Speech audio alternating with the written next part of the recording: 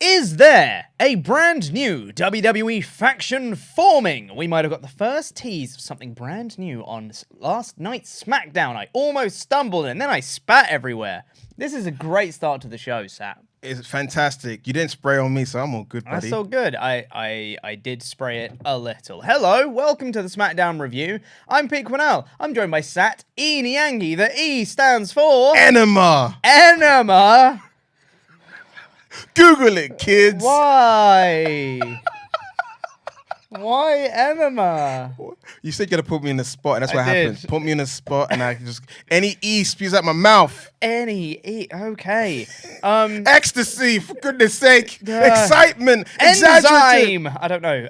Hello. If you're new here to the WrestleTalk Podcast channel, please do subscribe to the channel. We do reviews of SmackDown and Dynamite and SmackDown every week. We have a review of Collision. We have a bunch of content. It's all good. And for every pay-per-view and stuff like that as well, we do live reactions. We do pay-per-view reviews and everything. So please do subscribe. Like this video as well. Why not? Tempest, who is the regular host of this show, will be back next week. He's currently on his hollybobs in Canada, but he'll be back next week to be reviewing SmackDown as normal. But, Sat. Pete, what day is it? It's Sat a day.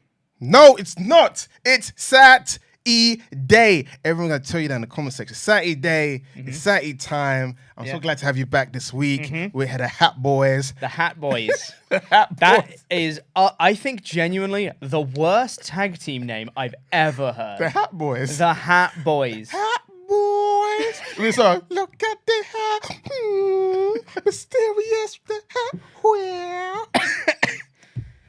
Anywho, I think we have seen the tease of potentially a brand new faction over in the old land of WWE. This one is quite interesting because it's a few talents, in fact, who haven't really been seen or been doing a lot lately. No. So we just got randomly on a segment of this episode of SmackDown.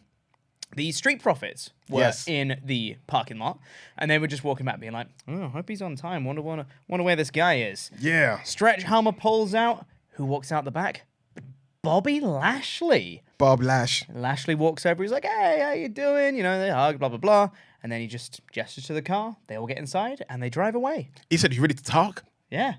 Ready to talk? And then get in, and then they drive away. I'm like, that's the whole segment. That's great. So now we need to talk about that for 15 minutes. Oh, I can stretch anything out for 15 minutes. Totally a sex tape. Anyway, this, I think, is really, really interesting because Street Profits haven't done much. Nope. In quite a while. Yep. Lashley hasn't really done anything since winning the Andre the Giant Battle Royal Trophy at Mania. And then he obviously was supposed to be in a feud with Bray Wyatt. And then because of Wyatt's illness, he didn't have a feud anymore.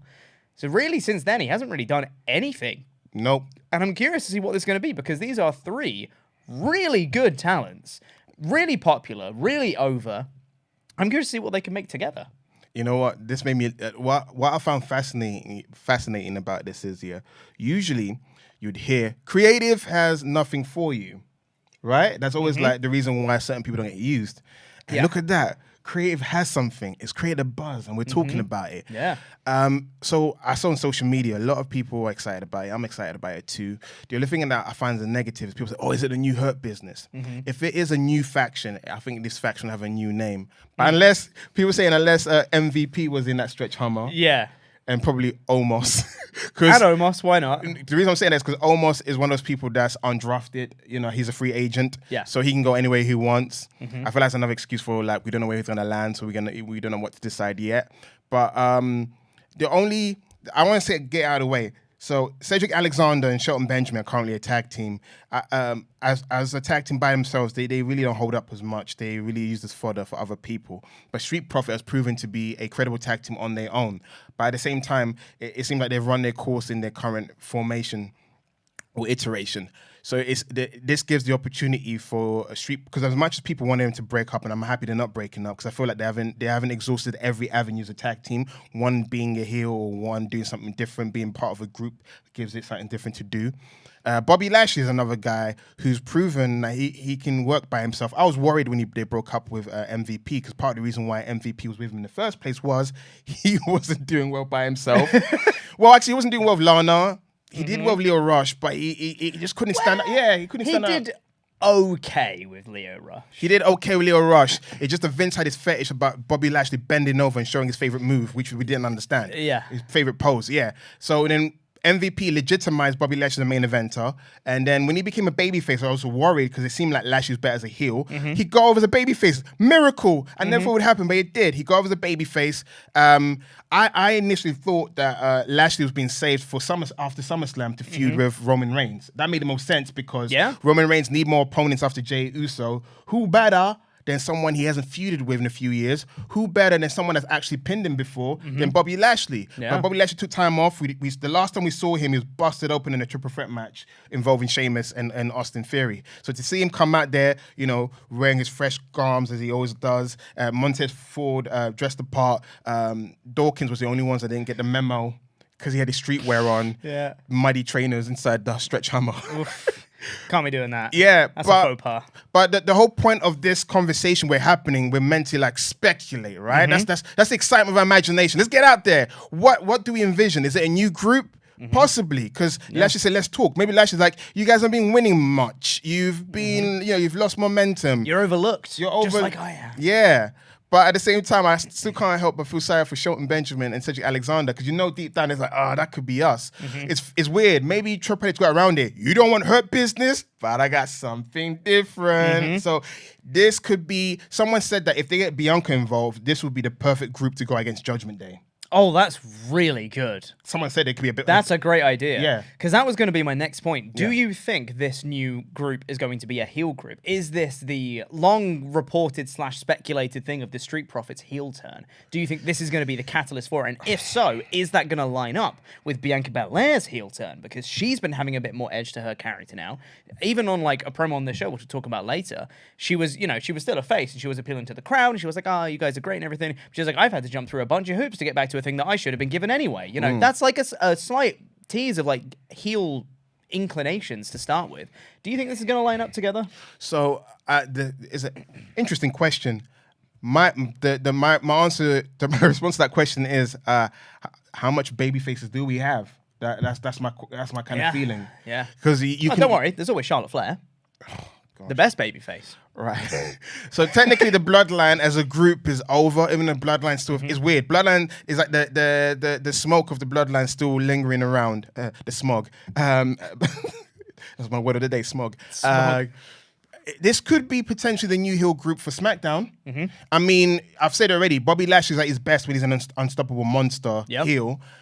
Street Profits, I feel like Montez Ford is probably itching to show that other side of him. He can play that obnoxious side. I don't want to do comparisons, but I can see Montez Ford has that intangible, chaotic spirit that we see Juice Robinson has over an AEW Collision. I can see if you let heel Montez loose, you're going to see unhinged promos.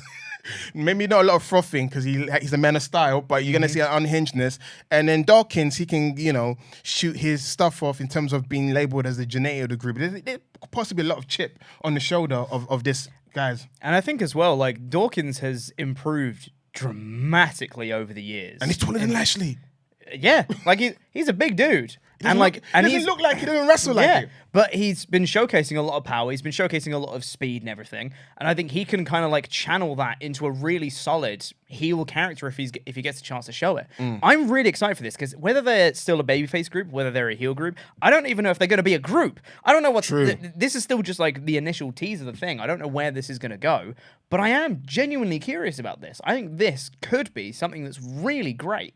And I hope that WWE notices that as well and puts everything they want behind them to make them a big deal. Do you think with the success of the Bloodline and the pivot judgment they took post-Edge has made Triple H think, this could be the formula in order to boost wrestlers? Just put them in a group, make it interesting. Because we're buzzing about it. That's a good buzz, right? Yeah. If people didn't get, Street Profits got in the car with Bobby Lashley, whatever. But everyone's excited. Everyone's speculating about what could it be. I could see it. They can initially appear to be baby faces and then they turn heel. There's two options. Either they're going to be outright heels, but heels on whom? Yeah. Because at the end of the day... The Brawling Brutes. Yeah, why not? But I was about to say at the same time as well, Roman is not around that much, and we're not idiots. It's obvious that Roman, past Jey Uso, is not going to drop the title possibly till next year WrestleMania, if that is even possible. If it's not Payback, it'll be WrestleMania. Yeah. So in the meantime, it's like, what do? I guess you create a new monster group that dominates the place, and then possibly post WrestleMania, Lashley may have another run. Possibly challenge Cody potentially if I'm fantasy booking ahead into the future when Cody, inevitably wins and goes to SmackDown as a result of it. Sure. Yeah. I think that there's at the very least potential for this to be great, because I think each of them individually are great. Packaged together, I think there could be something better, and I think it's about time that all three of them have some sort of direction, because they have been lacking in that in quite a while. And I think that even if they still maintain a babyface act, it gives each of them a different avenue. It gives them a different edge to their character. And that is something that I think the Street Profits have desperately needed. Because while they are great in their current getup, I think they do need something different. It's about time for them to have something slightly different. They've been overlooked and disrespected recently. When the last time we saw them, I think last time I remember seeing them was when they did commentary for LA, and LA Knight came out, and LA Knight had his match. It was post-match, and LA Knight cut a promo on them. And then that's like the last time you saw them. And it seems like they haven't been as popular compared to the other flavor of the month or whatever it is. Yeah. And also as well, people be talking about splitting up the Street Profits. Here's why you shouldn't split them up. So people for ages have been talking about splitting up New Day, right? So at the moment, Xavier Woods is around. You sure? Exactly. Yeah. Exactly. Break him up. Okay. What's Xavier Woods doing right now? Absolutely nothing. That's why you shouldn't rush to break things up. That's what I'm trying to say. I'm trying to use the example of this was the creative time to show New Day, hey, if we did break you up, we would take care of you. All it did is prove even more, you'll do nothing and we'll get released. Yep. Keep us together. With Street Profits, obviously they see Montez as the future main eventer. Don't sleep on Dawkins being on Monster Hill, by the way. But at the moment, if you did break them up, it might be an Otis Tucker situation where one will probably swim, the other one will probably sink because creative will have nothing for them. So I'm glad they're exhausting the avenue of trying them as heels. Try them as heels. Yeah. Try a different flavor. Try them as heels. I think they have enough charisma to easily pull that off. I would be really curious to see a Montez Ford heel. I think that is an avenue that has not been tapped into yet. It's not a direction they've gone. And I think that he would be captivating as a heel, personally. But also, let's go back to the infamous photo that was on Twitter. Just to remind you, there was an infamous photo on Twitter backstage. It had MVP, it had Omos, it had Carmelo Hayes, and it had Street Profits. And then people said, oh, is this going to be the new Hurt Business? So, Ilya Dragunov is now going to face Carmelo Hayes for the title, NXT title. I forgot what pay-per-view show it is. Great American Bash, probably, whatever, something like that. Sounds about right. Yeah. Potentially, if Ilya wins, Carmelo Hayes could potentially join this new faction as well. Yeah. I'm just, because if we're all fantasy booking all options, that picture could come to fruition. That could have been like a precursor. It could have been a premonition. Yeah. The premonition. Yeah. Going into broken Matt there for a second there. I always love his pronunciation words. Yeah. Yes. Anywho, I'm super excited about this. I think this is a very good idea, and I'm glad they did it. You've got the tippy taps open on your phone. Was it doing little tappy noises when you did that? It shouldn't. You got tappy noises. Maybe I got tappy fingers. I shouldn't. It shouldn't do that. Yeah. Hi, guys. What do you guys think about this new potential WWE faction? Let us know in the comments below. I'm pumped for it. Let us know your thoughts. I'm pumped! Like that. Let's talk about the rest of SmackDown, though, shall we? Let's talk about what's causing all this. We started off the show with Bianca Belair. Yes, we did. Who came out to cut a promo being like, hey, as we mentioned earlier, there's tiny little teasers of heelness. She's not a heel by any means, but there's little hints of her being like, look, I should have had a rematch for my title ages ago. Yeah. It was May 27th, the Night of Champions, when Asuka screwed me out of the belt, and I have not had a rematch since, and I've had to jump through hoops to get to this point to even potentially get a match. That's dumb. And then she said, I'm going to win, because she's great, cool. But then it's Bianca versus Asuka tonight, and I was like, I wonder if that match will end in DQ. Who could possibly say? Charlotte then comes out, because of course she does, and they like put each other over. She did one of my favorite things, by the way, when Charlotte came out. Because with some people do it where they don't quite have like the timing down of their entrance, or like they're looking for certain points. She has to hit her mark on the spot, so she walks like a sim. So she comes out and she's just walking, and then she just has to take a step, just like, oh, now I need to pose. Yeah. And she did it just before she walked up the ring steps as well. She walks up and then it's just like, and then walks up the steps. It's one of my favorite things. Look at that. There's a little extra Easter egg for you guys to watch Charlotte's very entrance. Very funny. So Bianca and Charlotte, yes. Correct me if I'm wrong. I will correct you if I have to. Did they brawl last week? You know, on that very quick, like, minute-long segment where it was Asuka's here, then Bianca's here, then Charlotte's here, and then Io and Bayley are here, and then they all brawl. Yeah. Charlotte and Bianca were brawling last week, there were some right? fisticuffs. Cool. So Charlotte came out this week, and they were like, you're great. I'm like, no, you're great. And we're like putting each other over. And then Charlotte was saying, I really hope you win tonight, because when you do, I think I'm first in line. And Bianca was like, well, the Queen, you're great, and I'm the EST versus the Queen. That sounds like a good match, doesn't it? And Charlotte's like, yeah, I should be first in line. And then Bianca's like, that sure sounds like a great idea. And Charlotte said, I know, me versus you sounds like a great idea, right? And Bianca's like, what a great idea. Maybe we should do that at SummerSlam. And Charlotte's like, yeah, so when you win tonight, it's going to be me versus you. And Bianca's like, yeah, sounds like a great idea. It was very repetitive is my point.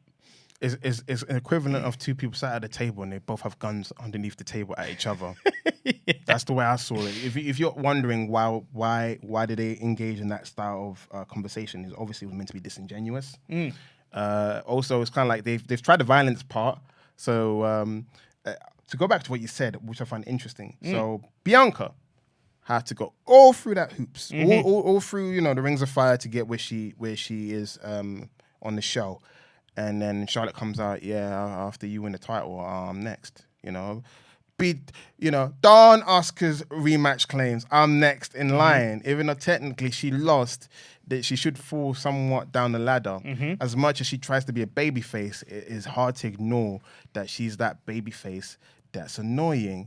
A babyface that constantly thinks that she's owed something, and that makes her a heel. That makes her the biggest heel, but she doesn't see it. But doesn't make her delusional heel, But I find it interesting how Charlotte always has to be in the title scene, because I think that's always been a criticism, and I think she knows it. It's a weird... Charlotte Flair will probably go down as one of the most interesting case of boggling potential. In-ring, she's great.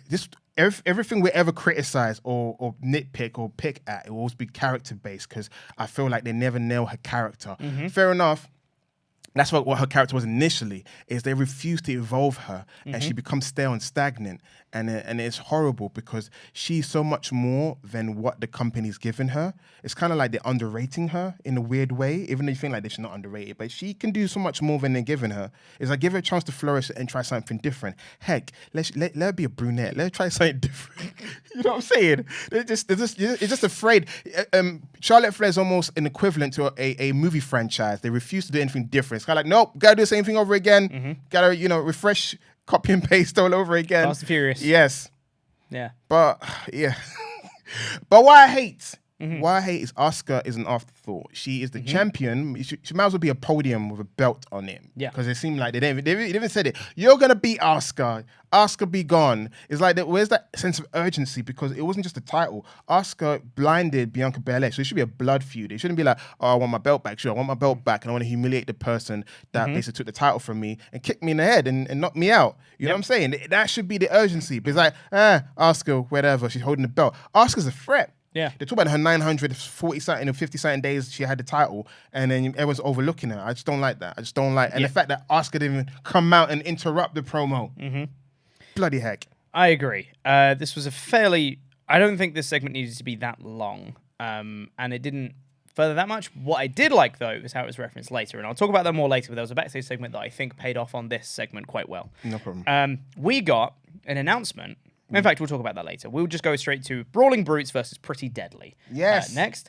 Yes, boy! Yes, boy. I really liked this match. You did? I had such a good time in this match. I don't know what it is. I've got a real soft spot for Pretty Deadly. You do? I think they're fantastic. You do? Yeah. I love Pretty Deadly. They're amazing. Tempest, I love you. You're my brother. But see, you need to be more like how Pete's being. Pretty Deadly is awesome. So I've been trying to really good. preach the virtues of Pretty Deadly to Tempest to the point where I'm trying to teach their individual names. Because he used to call Pretty Deadly Blonde and Pretty Deadly Brunette or whatever. And I was like, no. I was like, the blonde one is Elton Prince. Yeah. I think of Elton John and my favorite artist, Prince. Yeah. So that's how I remember Elton Prince. And with Kit, he goes Kit Harington. That's a way for him to remember. Yeah. So Kit Wilson and good. Elton Prince. Yeah. Yes. Yes, boy. I just really like this match because they were just telling the story of how, because basically since Pretty Deadly have come up to the main roster, I like that they haven't just been like, oh, you're terrible, whatever. And granted, they more often than not win by cheating, but it's in like an endearing, like, oh, that was clever cheating way. Savvy. It's savvy. They're ring savvy. Rather than being cheap and being like, oh, you're actually terrible wrestlers, but you're lucky. It was like, no, you're clever. You're smart cheaters. That's what I really think is the difference with Pretty Deadly. And it was a fun match. It had a really nice back and forth. I really liked some of the offense from Pretty Deadly and from Brawling Brutes. I think Ridge actually looked really good in this match, which is unusual. Not unusual. Okay, let's not sleep on Ridge the Fridge. I'll say 2023, he's been a decent to good wrestler or good to decent wrestler, wherever the thing goes. Good. Yeah. So I can't say anything negative. He did a sit-out fisherman buster. How many of you guys can do a sit-out fisherman buster clean? He did it. So give Ridge the Fridge his respect. Okay? I thought it was really good. He's improved. Yeah. And I really liked the finish as well. It was smart. Again, it's just smart people where I think it was Kit Wilson, wasn't it, that was in the corner. And just as Ridge was going to come up, he pulled the turnbuckle pad off, dodged out the way, straight into Ridge's throat on the exposed turnbuckle, playing into that throat injury that they've been talking about since the Samoan Spike, and then managed to get the pin. He just did a little splash.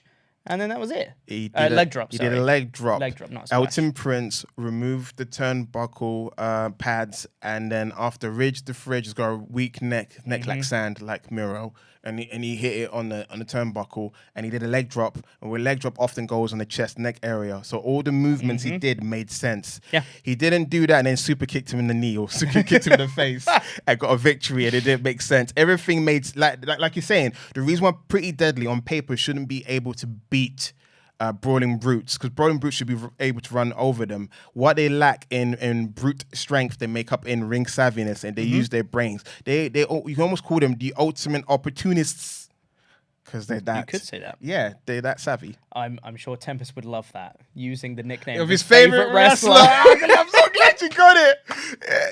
He's on vacation not watching this, but if he watched he'd be chucking his mask at the screen. He'd see it as a betrayal. I wasn't betraying you, my friend. I just want to make you see the vision. Pretty Deadly are pretty great. Yes, boy. Yes, boy. SmackDown. 2 tasted snacks. Yes. We got a recap of Waller versus Edge from last week, and then we had Grayson Waller backstage, cutting a promo, talking about his match later on, which we'll talk about later. And he was talking about The Rock, and how The Rock called him out on social media, and then they went back and forth, and he was like, well, The Rock's using my name to try and get clicks. And then after the promo was done, he kind of popped his head back in and goes, if you smell what I'm cooking. And he giggled. No, but what I like is when he said that your family is crumbling, but you got time for me, which is true.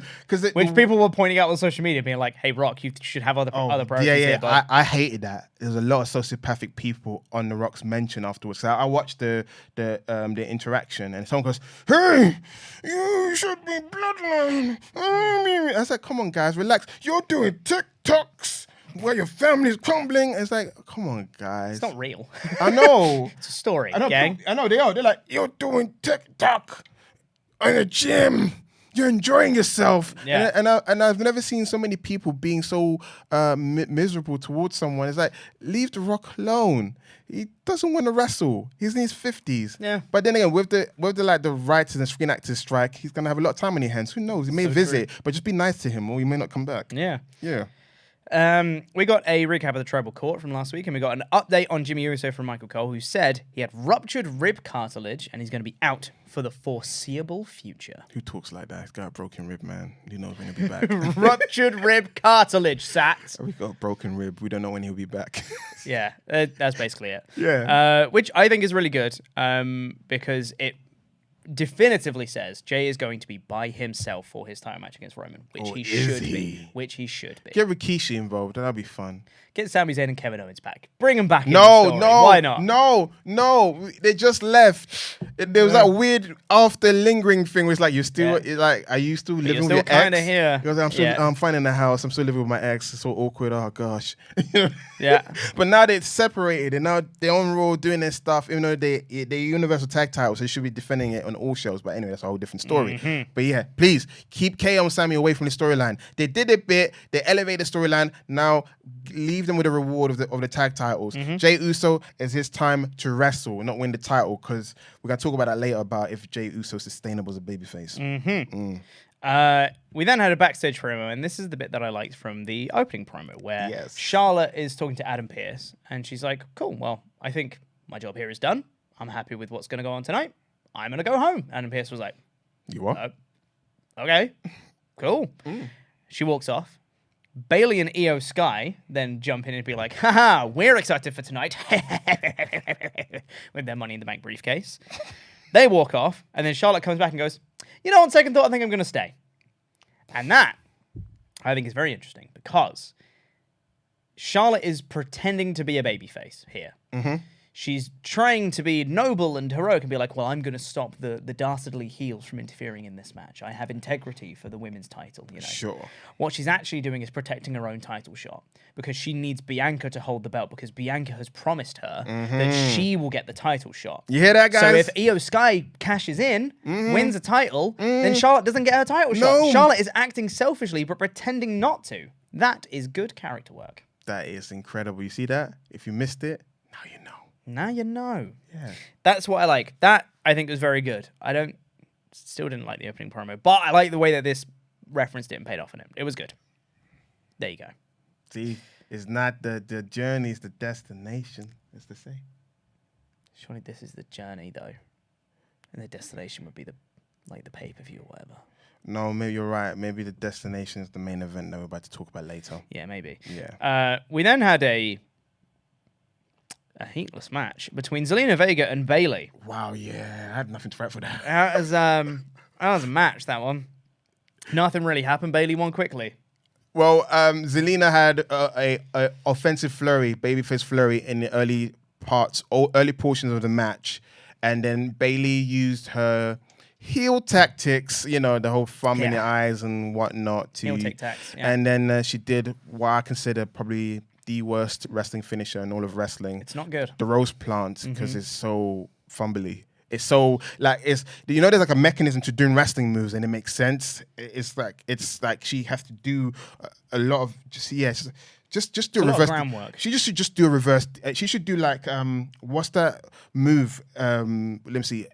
The original Dirty Deeds. Was it called Dirty Deeds? Yeah. Do the original. Dean Amber as well. Yeah, the reverse DDT or the reverse. You know what I'm talking about? The headlock driver. Yeah, the headlock driver. Yeah. Just do a headlock driver. It looks sick. It's much better. It's like a mild version of a headlock driver, but she just gets you from the knee. Or just do an overdrive. She's so. Don't do an overdrive. It's so much worse.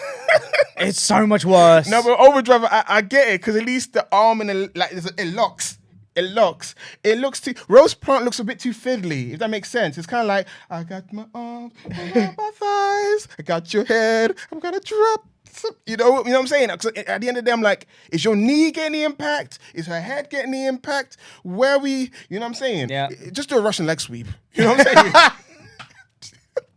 That would be the way to do it. Or skull crushing finale. You know, that's all the moves. I feel like those are like all the other moves that I feel like these are from the same family, and that's like the runt of the litter. You're like, you pick just Bayley to Belly.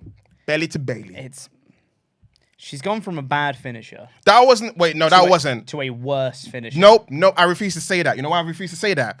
So anyone on social media, on the comment section, they say the belly to belly suplex is rubbish, right? The next live show we do, let me do it to you on concrete, then you tell me if you're gonna wake up after that. The Bayley to belly was bad. No. A belly to belly suplex is a good move. No, but the Bayley to belly, or it is called a belly to belly suplex. Anyway, that is not a bad move. Basically, I think that moves you can do in real life. I've done that in the playground and I've nearly crippled someone. So that's not exactly how they landed, because they're not wrestlers, they're not trained to back bump. Yeah, I've done it. On the grass, you hear the thud. Again, try it on someone and you see them be in a hospital and then you tell me if it's a rubbish finisher. It's kind of like the Wasteland, the Bray Wyatt, the Wade Barrett move. I like the Wasteland. Yeah, some people used to hate it. And I'm like, let me do it to you on concrete and you tell me it's rubbish. Again, if you guys are so mouthy in the comment section saying that belly-to-belly suplex is rubbish, let me do it to you in real life and you tell me afterwards if it's a crap finisher because you're knocked out on the floor. You're complanking. I don't know if the caliber of a good finisher is, does it hurt in real life? It's not. It's a belly. It's okay. What's the difference between that and a rock bottom? It's the same similar thing. Put you on your back. Yeah. Yeah, exactly. But there's a rotation. But the AA is also a terrible finisher. It would really hurt in real life. It's still a terrible finisher. Again, let me do it to you in real life and your neck and your spine. You'll be in hospital. You'll be spinal stenosis all over, man. Doesn't mean it's a good finisher, though. Like DDT again. Let me just smack your head on concrete. You know what I'm saying? DDT's a good move. Again, a neck breaker. Let me just jack you on my shoulder. You know what I'm trying to get at? Like, every wrestling move would hurt if it was done legitimately. That's not the barometer of a good finisher. And I just realized a rose plant would actually, I can Rose KO, plant would really hurt. I would KO you on the floor. But I feel like, you know what? The setup is what is confusing because she does the whole arm-leg thing. That's why I don't like the Bayley to belly, because she only had it because she hugs people. That's the whole reason that she had the Bayley to belly. And it went with her name. And it does actually hurt people. It hurts. It hurts. It hurts. What? You know what? Where's your favorite shoddy finisher? And I'll poo-poo on it. My favorite finisher? Shoddy is a shoddy move, but you accept it. It's a move that you shouldn't accept to be like, yeah, I'll take the WMD or punch in the face, or I'll take the Aleister Black, Fade to Black, or whatever. It's a hot take. There's a finisher that I think is quite bad, but I love it anyway. The Stunner. There you know, because you know what? Again, see? It's quite bad. Wait. But I'll take it. Wait, you asked the question, what is a move, that you can't do in real life and that's stupid? It's Stone Cold Stunner because your spine, your spine got completed and someone's neck's like, I'm okay. It's, but the thing is, it's not about like what does the most damage in real life, because it's about like the shock factor of hitting it, or the move that gets over it. It's about like the pageantry of it, right? To be honest, the execution is dodgy. But yeah, it is. But the stunner, I get the stunner, like in wrestling sense, as in it's meant to stun. Yeah, it's supposed to be like a jawbreaker. Yeah, and your jaw. And if you would have been in fights, you get hit by a jaw, you get knocked out. Yeah. That makes sense. But the fact he has to do it, that you have to have a callus on your butt cheeks in order for it not to feel it. Yeah. I feel like we got sidetracked from SmackDown, to be honest. No, we didn't. We did. This is an extra side portion to about wrestling moves and to about the mechanics of wrestling moves. This is an extra portion for you guys. Enjoy. So after the match, after this Zelina Vega versus Bayley match, that was, we then had Shotzi doing a video promo. She just appeared on the Tron. Because during the match and afterwards, Bayley was showing off the lock of hair that she had from Shotzi that she cut off. Doing all this. Doing all that. She's doing the Bianca Belair twirls, but with Shotzi's hair. You know that's what she was channeling. Yeah. And then Shotzi popped up on the Tron in this really well-shot video promo. Mm-hmm. Kind of like there was a front-on camera, there was a side camera, and it was cut in between. And she shaved her head, and she's crazy now. It was really well shot. And I think I'm interested in shaved head Shotzi. I think some of her lines were a little on the nose, of her being like, I'm going to show you how chaotic I am. It's like, well, I don't think you needed to say that. I think we could have seen that, but that's okay. She doesn't do irony. She just want to lay it. She wants to say hi. She just wanted to scrab us in a tin. I'm correct. You know what I'm saying? There is no subtext. Yeah, there's no pathos. There's no layers. She says what's on the. Yeah, she's on the nose character. She has a tank, for goodness sake. Yeah. And also, there's reasoning behind it for those of you that check everything online, wherever. I was about to bring that up. Shotzi's. You know what? Sorry, finish it. Then. No. You go. No. I'm the guy. I'm drinking. I'm the guy that talks after you say the important things. I'll be like, yes, that was very important, cause. Anyway, yes. Shotzi's sister has cancer, so in solidarity, she shaved her head. Mm-hmm. That's a real life reason for why she did it. Yep. But for character motivation, that also helps her, because the simple fact is Shotzi has not translated well on the main roster. She was great in NXT, but at the same time, when she was in NXT, she was in a cool tag team with Athena, who was known as Ember Moon. I really enjoyed that tag team. Then they made a mistake of bring her up to the main roster without a tag team partner, and they gave a new one to Tegan Knox, who eventually started to look more like a radical like her, and then they released Tegan at that time, and since they come back, they pretend they don't know each other. Me and Temper say a thing called tag team amnesia, because the amount of times tag teams are never teamed up or shouldn't team up against the old tag team happens a lot on SmackDown. But yeah, Shotzi's now deranged. I should be excited, but then I realized one of my favorite female wrestler, she's on Raw. She's also unhinged, but now they've turned her into a flipping puppy. And I'm talking about Nikki Cross. I'm just saying, they track record for unstable female wrestlers have not been great so far. I was excited about getting old school Nikki, but no, she's more obsessed with looking after Candice LeRae. Because there's also been unhinged Liv Morgan, which lasted a couple weeks. No, it hasn't. It hasn't. No. Actually, she's evolved from that. She's now hardcore. She's now a masochist now. Yeah, she's a masochist. Yeah. Look, dude, you do listing video. I'll do a video for WrestleTalk right now and breaking down and analyzing how she went from being I'm crazy to table breaking until now. She's now that confidence she needed from being that wimpy babyface she was. Oh, I'm going to try. Becky keeps beating me. And then, oh my gosh, I can't believe I beat Ronda. And then she lost the title and then she became crazy and then she became obsessed with tables and now she is who she is today. Watch me. Which is just Liv Morgan still. No, have you seen her talk? She still talks like a woman that's unstable. That'll do things to you guys that you wouldn't want to be done in front of a camera. She'll snap your elbow and probably pierce your nipple and yank it out. She gives me that vibes. You She's have a way crazy. with words. I do. And she was in that Chucky series. I watched that Chucky series. She got yeah, exactly. How's that not a part of the evolution of a character? Because it's not canon. It's not part of the WWE story. It is. What's not canon is that she slapped she slapped Raquel in the tag team champion. She's all smiling. To this day, I'll never forget. She said, come here, whack. And what did she do? What's your title belt? Let's hold it.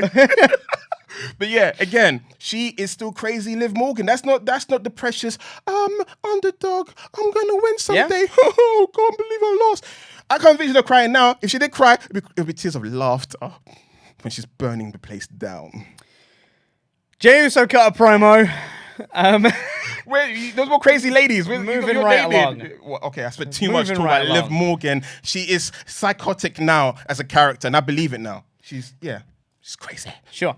Jey Uso came out to cut a promo, and he was saying, like, look, I respect every person in my family. I respect every mother, every father, every uncle, aunt, nephew, niece, every single person in my family. I love them all, and I respect them a lot. But when it comes to Roman Reigns, man, I'm disrespecting you. He's going to spank his younger brother. Whoops. Solo Sikoa, that is. That's Solo. And he said, wise man, you've been puppeteering my family for 40 plus years, and that stops now. Jey is the real tribal chief. He's main event Jey Uso. It was a really solid promo. There was obviously more to it than that. I paraphrased. But really solid, hyped up promo. Great stuff from Jey.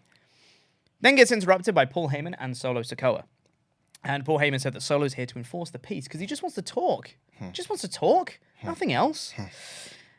Jey and Roman Reigns will be facing off next week to discuss the rules of engagement, which I assume means they're going to have a stipulation for their SummerSlam match. Just say it's a stipulation, but yeah, sure. Put like some accoutrements, dress it up as you want to. Dress it up a little bit.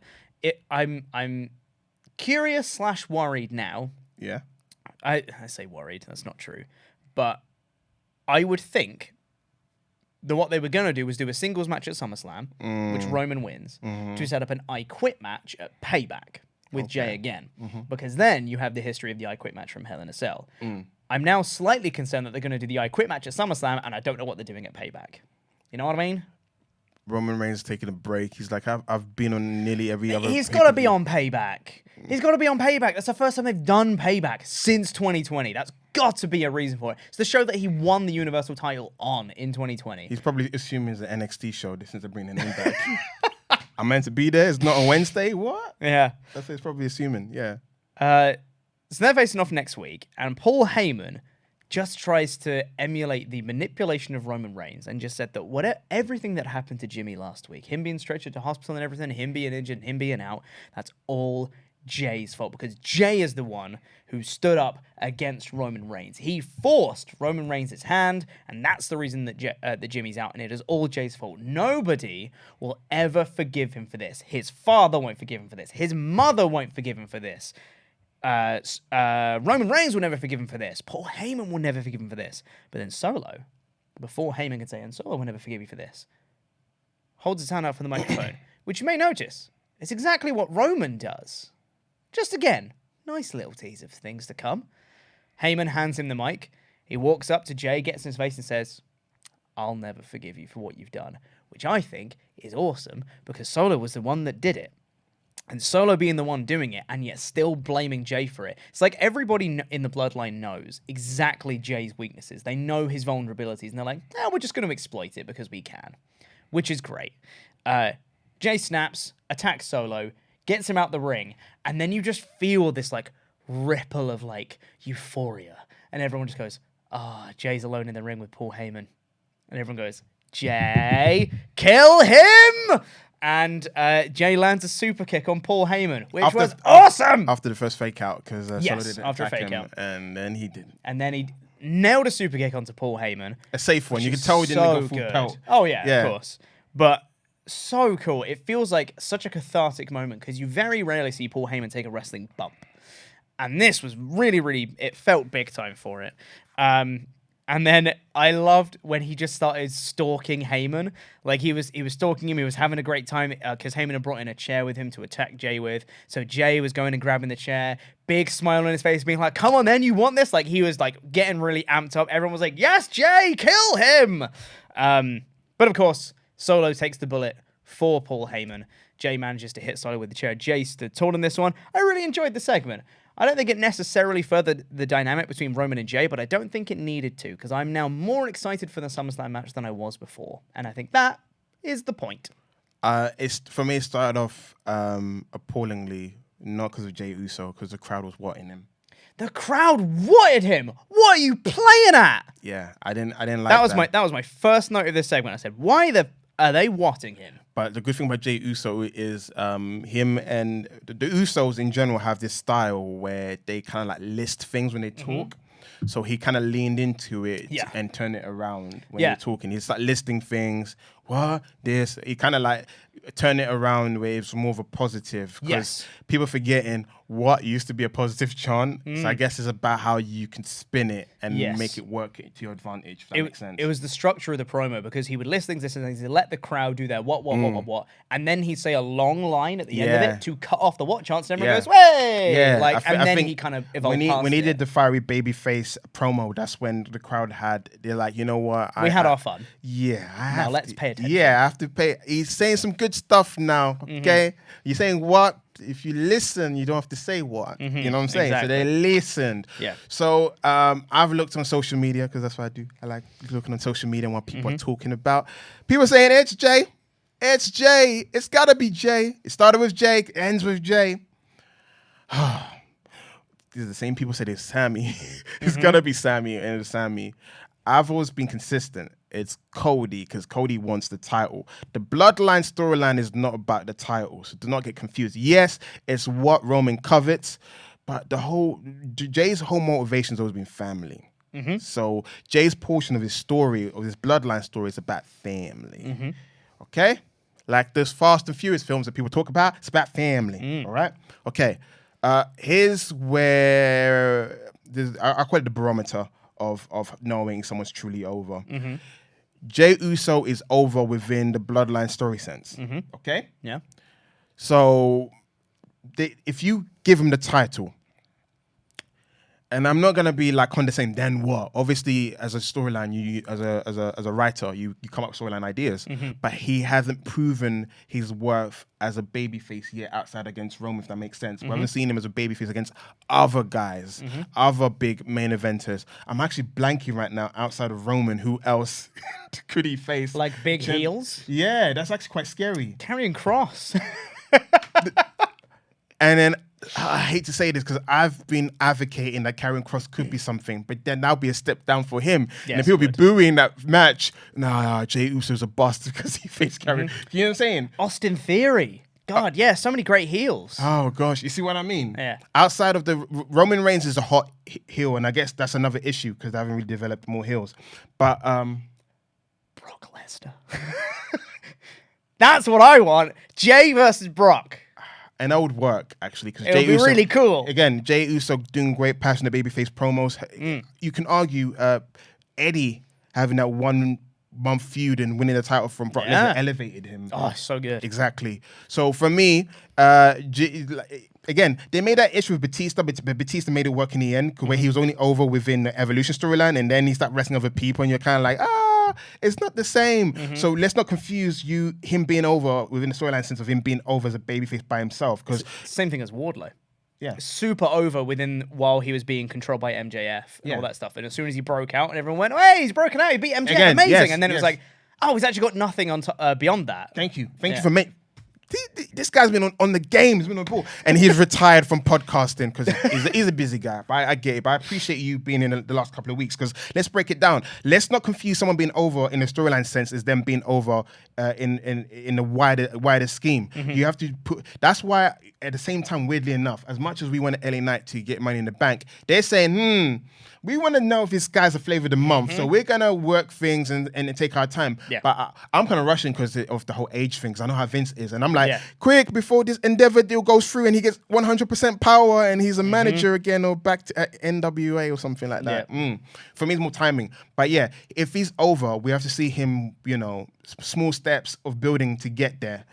We haven't seen it with Jey Uso. In fact, he was a heel a few months ago. He only got over because Roman Reigns is that despised, so people were willing to forgive the fact that he betrayed Sami in the first place, although we knew he was being manipulated. But there's so many things at work. We need to see him after this feud. What's next? Obviously, back to being a tag team, because being part of the greatest tag team of all time, according to the WWE. Yeah.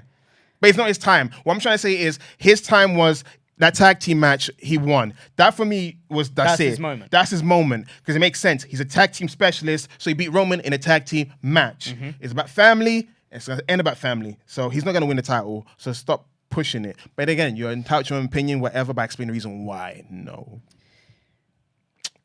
Yeah. Good chat. Thank like you. that one. Yeah. We then had, quite like this idea, the US Open Invitation. The US title Invitational, which I don't like the frame. Who's inviting them? I know. Just saying words. How can we get invited? I've got some mild wrestling experience. Yeah, exactly. I got a decent drop kick. Yeah. Prove it. No, not right now. We'll prove, actually. But I always get a kick out of qualification matches. I just care more about them because the stakes are so much more tangible. You know what they're fighting for. They're fighting for a qualification for a title. They're fighting for number one contendership. That's fine. I always like them.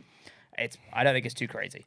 I'm trying to figure out, when did it become a WWE trope of making invitational tournaments, but just multi-man? Have you realized that's the thing? It's kind of like just shove all of them in the ring and get rid of some people. I don't mind it, because we had a fatal four-way this week. We're going to have a fatal four-way next week, and I assume, they didn't explain it, that the winners of those two matches will then face each other. They did say the winner it. of that They match, did. and then there you go. But we don't know. Number one contender for Austin Theory. The only thing they didn't explain is, it's for Austin Theory's title, but we don't know if it's for SummerSlam. We assume for SummerSlam. It makes the most sense. And the fact that Santos has won it kind of telegraphs who it's gonna be. Potentially. We'll see. So we had this week, it was AJ Styles versus Santos Escobar versus Butch versus Grayson Waller, which I thought was an interesting lineup. I quite like the mixture of these four people. Again, Grayson Waller trying to elevate him up a little bit more now that he did his debut match against Edge. Trying to keep him kind of in the conversation, keep him in the picture of the US title. Makes sense. AJ Styles, big veteran for this match. Love that. I did really like at the start of this match, though, because on the latest episode of 3 Count, which you should go and watch, went up yesterday, Ollie and Luke were talking about Grayson Waller, and Ollie said that Grayson Waller is WWE's new Miz, and Luke said that he was WWE's new Austin Theory. And he's like, they're like Russian dolls. You start with Miz, then you go to Austin Theory, then you go to Grayson Waller. So when Grayson Waller went out and started mouthing off to Austin Theory on commentary, I was like, oh my God, I'm seeing double here. 4 Miz's. You know what? Yeah, I feel like that does a disservice to wrestlers who are loudmouth and brash on them and with a microphone, because they instantly get compared to the Miz. Because even MJF in the beginning had the Miz stigma. I will say though, WWE don't help themselves, because they go, oh, you're loud mouth person, have a talk show. Carlito. They had Austin Theory live. Why they not Grayson Waller effect? Why they not Carlitos? Because Carlito was loudmouthed and he had a talk show too. Why they not Roddy Piper? Because at the end of the day, this trope, because I like using trope, that's gonna be my thing. Trope originated with Roddy Piper. They're all Pipers. They're all variations of Pipers. Kind of like, but much worse. I want to say this, yeah, because I want to mess people's mind up. Kind of like how the Shield are a variation of Nexus, and Nexus are a variation of Spirit Squad. Yeah, I said it. We don't have time for you to explain your point of view, but I really need you to explain your point of view on that one. And then it originated in WCW with natural born thrillers, you know, Chuck Palumbo, Sean O'Hare, Mark Jindrak, Reno, and Mike Saunders. I call it the young, hungry faction, when it's full of young guys. And I thought about it the other day, I was brushing my teeth, and I was like, poor Spirit Squad, they've got such a poor history in wrestling, because they were in the main, they took out Shawn Michaels and took out Triple H. They were tag team champions. They were actually doing well, because the cheerleaders is like, cheerleaders. But they were WWE's first attempt of just a group of young, hungry guys. No leaders, no veterans, young, hungry guys. Start with them. Yeah. Yeah, one tag titles. Nexus, same thing. One tag titles too, you know, for young, hungry guys. And then the Shield. So Spirit Squad crawled so Shield can run. Yeah, I said it. I'm going to mess up your mind because you're going to... Yes. Sure. Yes. Sure. Yes. Give me a short video and then I'll do it again. I'll start explaining it. Give me the clips and I'll start explaining how... Young Hungry Faction originated in WCW with young natural born thrillers. And then you had Spirit Squad. Then you had Nexus. And you have the Shield. They were related. Young guys on the main roster from developmental, causing chaos. We simply must move on. In the words of CM Punk, tell me when I'm telling lies. I really like this match, though. This Fatal 4-Way. As you did. I really like this match. I thought there were some really good spots. Yeah. And I think in WWE multi-man matches, I really like that these days, they're doing less and less of it's a singles match, but with people on the outside. They're doing less and less of that now. And this never really felt like it ever was. Singles match, but with two people outside. There was constant interactions between all four of them through like the whole match, which was really great. There was also some really cool spots I hadn't seen before. Sunset Flip, triple powerbomb, Tower of Doom spot was awesome. That was sick. Really, really cool. And then, later on, as we get towards the finish of the match, AJ Styles was about to win, hits the Phenomenal Forearm, lines up the Styles Clash onto Butch. Then Karrion Kross comes on the Tron, and AJ Styles gets distracted because Kross was attacking the OCs. By himself. By himself. He looked like a badass. He took two of the guys on. He's like, I'm so helpless. We can't take him on. We're Bullet Club, but we can't take on this guy by himself. I loved it. Yeah. TikTok. TikTok. I just can't care about this feud anymore. TikTok. I just can't care about it anymore. You know what? I can't. Styles just beat him. I know. He just beat him. I know. Why is Kross still caring? I know. Move on, pal. I know. And if he loses again, that would make it even worse. Yeah, it would. That would make it even worse. But if AJ loses, you'd be like, that's even worse. Yeah. It's a lose-lose situation. Yeah, exactly. So stop doing it. Don't book it. No, it's bad. But Karrion Kross is an investment. They have to... No, they don't. They don't have to do anything. Listen, WWE and Endeavor are a thing now, so they're looking around. You know them ones. We need to cut some people loose quick. Make it look like he's tangible. Jesus, Make it look he's part of the fabric of the product. Do something quick. Yeah. BAJ is a former world champion. Look. See Vince? He's worth it. He BAJ. Styles was going to win. Got distracted by Kross. Went out the ring and was going to go try and help the OC. Got attacked. Waller hit the Rolling Stunner onto Butch, but then Santos Escobar came out of nowhere, hits a splash onto Grayson Waller and gets the pin. Santos Escobar wins and moves on to next week, where he will face the winner of, because we got little video promos from each of these people next. Yeah. Rey Mysterio, Cameron Grimes, Sheamus, and I was like, wait, that's 3 people. Who's the 4th person? Cuts to the arena. LA Knight's music hits, and I went, oh, what a genius idea. To have the 4th person, instead of LA Knight cutting a little video promo backstage like everybody else. Nope. No. He gets to come out in front of the audience. That is a very good idea. Yeah. Him coming out, cuts a little promo, and all he says is like, hey, I'm going to win next week. But that's all he needs to say, because all he needs to say is, let me talk to you. And then everyone goes, hey! He had the Convoca. And then it's LA Knight's game. LA Knight, yeah! And everyone's on board. That's all he needs to do.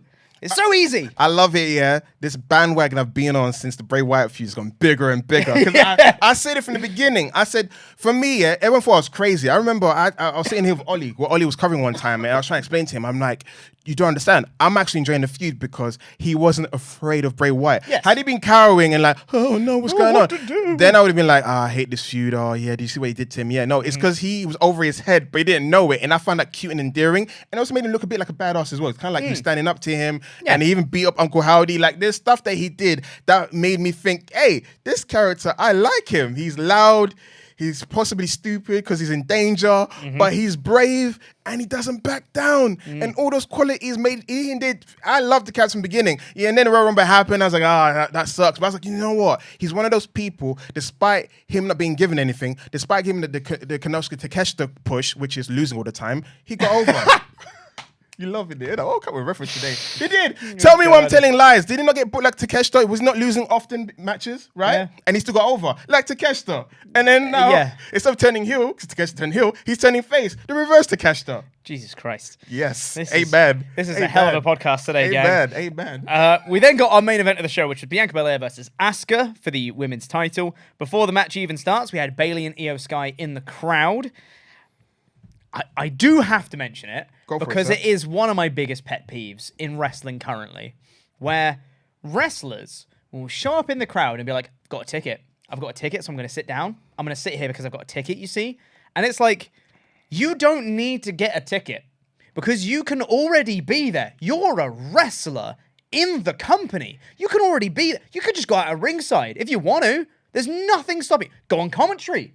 Do anything, you're allowed to do that. You do not need a ticket. Like, if the storyline was, they're barred from ringside, they can't come out there, and then they find a way to get to ringside because they subvert the expectation. They go, oh, I've found a loophole, I can buy a ticket and I'll sit in the front row. Fine, you know? But they were just there with tickets. And then Charlotte Flair comes out and was like, I've got a ticket. It's like, why? You can already be there. I'm shouting too much for something that doesn't matter. No, a light bulb went off. It's not the lights in the studio. A light bulb went off. Yeah. We should do Pete's Pet Peeves. Pete's Pet Peeves. PPP. PPP. What I want Pete to do is go on social media. Do a survey and ask if people want it. So that way you know. Because you're very much, because that's the business thing. Because Pete can't go, I'm going to do this video. Because he has to show there is an audience for it. So he does a top 10 Pete's pet peeve of all time. So that will be on that list. And I want to know what more pet peeves you have. You know, that is just Cultaholic Straight to Hell series. That is what that is.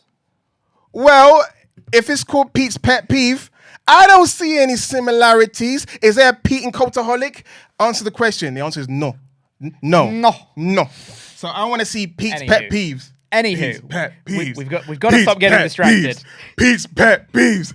Pete's Pet Peeves. Can you hear the people? They're chanting. I can hear it in my head, and I can see the comment section. Good God. You type in Pete's Pet Peeves, and we're gonna make it a reality. So many plosives right into the microphone. It's Pete's Pet Peeves. I've had peeves before. Luther Reigns. Anyway, good God. We get so sidetracked about something that ultimately does not matter. Pete's Pet Peeves. We gotta make the important part of Pete's Pet Peeves is that Io Sky and Bayley were at ringside, and so was Charlotte Flair. The match itself suffered because of shenanigans at ringside. The in-ring action was fine at best, and it broke down. Io Sky and Bayley looked like they were going to cash in. Charlotte came out to equalize. Charlotte got involved and attacked Io and Bayley. But Charlotte went to spear Io. Io sidestepped and she speared Bianca Belair instead, causing the DQ. So that was the end of that match. Io and Bayley went to go cash in, but Asuka misted Bayley, preventing the cash in, and got away with her belt. So I didn't think it was very good. No, like it was fine. It was insanely predictable, and not in like a good way, because wrestling doesn't I know a lot of people say this. It was like, well, I knew it was going to happen, therefore it's bad. And that's not true, because there's a lot of stuff that is predictable and good because we want it and we get it, and that's great. This was just like, well, I know everything that's going to happen before this segment happens. And, well, there it is. Yeah. Hey, listen, we can all predict it. We still have to see in the end if it comes to fruition. And it did come to fruition. And I didn't find it bad. I still enjoy the fact that Io Sky is this looming figure in the background. Because you got, in a weird way, you got a three-way feud. even though they're mostly making it a two-way, it's like, it's us two for the title, but yeah, Asuka has the title. And he was like, yeah, so cute and beautiful, but I'm just gonna, since you're ignoring Asuka and you're posturing, I'm just gonna beat Asuka, take the title, leave, and you guys can go kiss each other, and I run off and go, ha, ha, ha, ha. And at the same time, my best friend could potentially stab me in the back. There's all of this storyline thread and beats being played out in front of us, and I for one, I like it. I like it. What I don't like is that's the only besides Shotzi's promo. Besides, Bayley did have a match. There was 2 women's matches. They need to be more, because I feel like Raw has been providing multiple women's feud, and you can argue Raw has another hour, so they have got more time to add more feuds. But at the same time, we are getting probably 2 separate feuds lumped into one. Yes. In a weird way. Yes. So maybe I'm getting what I want after all. There you go. I'm happy now. Yeah. I thought it was fine, but it just didn't add anything exciting to it, because all of this, I think, had already been established. Last week. It didn't further a lot of it. All of it we left exactly the same as when we went in. Like, there's tension between Bianca and Charlotte and Asuka. We already knew that. And there's tension between Io and Bayley, and Io tries to cash in and doesn't do it. We know that. That also happened last week. It's like all of it was just kind of like the same. And it wasn't changed in any meaningful way. And guess what? Next week, we may get a Can They Coexist tag team match. Who knows? Woo! Can't wait. Can Bayley and Charlotte coexist? Can Asuka and Io coexist? Because Asuka still is a heel. Yeah. Just so people remembers. Sure. So we could get that. I thought it wasn't great, but I thought there was a lot of stuff in the show that I thought was really good. Oh, I'm glad the women main evented, and that was like So the do I. match ending segment. Yeah. So that there's for me, I feel like there's a lot more positive. There are things we can nitpick. It's Yeah. easy to nitpick about stuff, but I feel like there's more. They're doing stuff with women. Yeah. They are That's doing some. stuff. And I do think that this week was kind of like the apology week for last week. Because last week, like, a lot of stuff got cut down on time, especially women's segments and stuff like that. And this time, a lot of stuff got a chance to breathe. It was breathed really well. Yeah. So that was the show overall. I gave this in my edited review a high 3 out of 5. Like, I thought it was pretty good, There was nothing, like, excellent on the show, but I don't think there was anything majorly bad. I can't argue with that. It's 3 out of 5. Yeah. Let's get straight to the... Yeah. Before we get out of here, Yeah. we have to say thank you to some very special people. Those are our $25 and above pledge hammers over on our Patreon page. If you've not been to Patreon yet, you should. Load of extra bonus content, loads of extra features and perks and stuff that you guys get over there. Go check it all out. It's awesome. If you pledge at the $25 or above tier, you get your own custom wrestling nickname, and it gets read out on a show much like this one. So thank you to the #1 villain, Nikolai Martinson. Excuse me if I butcher your name. The intriguing infrared near Alfredo Whale. Peter Fiber Branduas. Probably better than Kyle Philip O'Reilly. The man who has the gold, the man recognized by SWAT Nation International as a 24/7 champion, our legend. Rose Brad Ambassador, Redman 2490. Reese Cook, what the rock is smelling. Mr. Moneybags, Rich Holt. Burley, Rob Burwell. Daylight Robbery, Rob James. Sorry, I think my eardrum just burst. I'm trying to do WCW when they know that, Yo, Adrian! Rocky. The Farm General, Roman Dietrich. Very good. Thank you. Farm General. Farm General. Thank you so much, all of our pledge hammers on our Patreon page. And thank you for watching this video. If you've not yet, please do consider subscribing, like this video, etc. We'll be back with more next week. As per usual, on Monday, we'll have a review of Collision. We'll have a review of Raw on Tuesday, Dynamite on Thursday, SmackDown on Friday, Saturday. Everything's going to be great. And Tempest will be back next week as well. So if you really don't like me, don't worry. Tempest is back next week. But you're going to get Pete's Pet Peeves very, very soon, guys. Look for it. He's had peeves before. Don't promise things, because it's probably not going to happen. It's not going to happen, though, is it? Pete's Pet Peeve. At most, it might be a Twitter thread, but that's about it. Guys, we'll see. Speak. WrestleTalk fans, speak. Pete's Pet Peeve. Tell them what you want. Thanks, Sat. Thanks, me. Thank you. Jam that jam. Goodbye, everybody. Jam that jam. Jam, jam.